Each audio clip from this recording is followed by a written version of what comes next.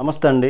విజయవాడను వరద ముంచెత్తినటువంటి విషయం అందరికీ తెలిసినటువంటి విషయం. కొన్ని లక్షల మంది ప్రజలు భయభ్రాంతులతో గజగజ వణికిపోయేటటువంటి పరిస్థితిని అందరం కూడా చూసాము. చాలా విపత్కరమైనటువంటి పరిస్థితి, బాధాకరమైనటువంటి పరిస్థితి. వారం 10 రోజుల వరకు కూడా వాళ్ళు బతికి బట్ట కట్టుకుంటే చాలురా దేవుడు అనేటటువంటి విధంగా భయంతో బ్రతికినటువంటి పరిస్థితి. ఆహారం లేక సరిగా, అలాగే మంచినీళ్ళు సరిగా అందక ఇట్లాగా చాలా అల్లాడిపోయారు. ప్రభుత్వం సప్లై చేసినప్పటికీ కూడా, కొన్ని స్వయం సంస్థలు సప్లై చేసినప్పటికీ కూడా, ఇతర రాజకీయ పార్టీలు పంపిణీ చేసినప్పటికీ కూడా లోపల ఉన్నటువంటి ప్రదేశానికి వెళ్ళక వాళ్ళు కూడా చాలా ఇబ్బందులు పడినటువంటి పరిస్థితి అందరికీ తెలిసింది. అయితే ఈ సందర్భంలో రాష్ట్ర ప్రభుత్వం నుంచి నిత్యావసరాలు కొన్ని ఇవ్వటం జరిగింది.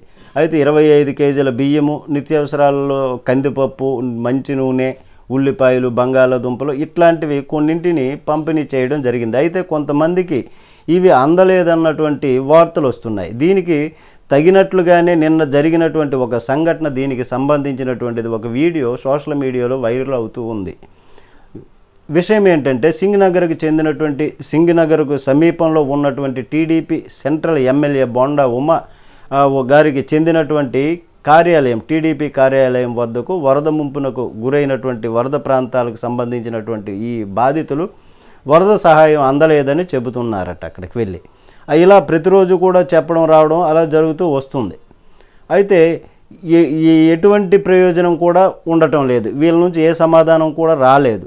అనవసరంగా వీళ్ళని గెలిపించామరా బాబు దేవుడా అనేటటువంటి విధంగా వాళ్ళు అనుకుంటూ బయటికి వచ్చేస్తున్నటువంటి సందర్భంలో ఆ మాటలు వినినటువంటి బొండా ఉమ అనుచరులు ఒక 15 మంది వరకు కలిసి వాళ్ళ మీదకి దాడికి పాల్పడడం, అక్కడికి వచ్చినటువంటి బాధితులను కొట్టడం, స్తంభానికి కట్టేసి కొట్టడం, ఇట్లాంటి అరాచకాలు చేశారని. అలాగే ఈ సందర్భంలో కొంతమంది మహిళలు వారిని ఎదిరించేటటువంటి ప్రయత్నం చేస్తే వాళ్ళపైన కూడా దుర్భాషలాడడం, జులుం చూపించడం జరిగింది.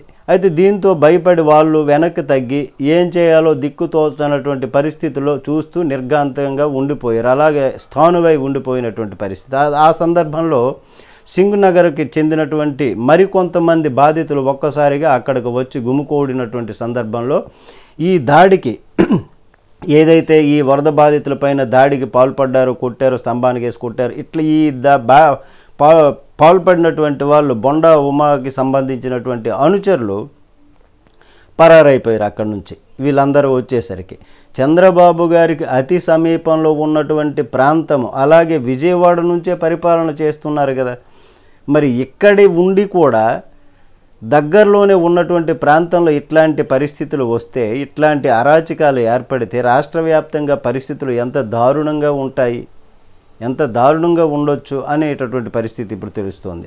ఎమ్మెల్యేలు కానీ, మంత్రులు కానీ, వారి అనుచరులు కానీ ఇంకెన్ని అరాచకాలు రాష్ట్ర వ్యాప్తంగా చేస్తున్నారు అనేటటువంటిది ఇప్పుడు సోషల్ మీడియాలో ఒక చర్చనీయాంశం అయింది.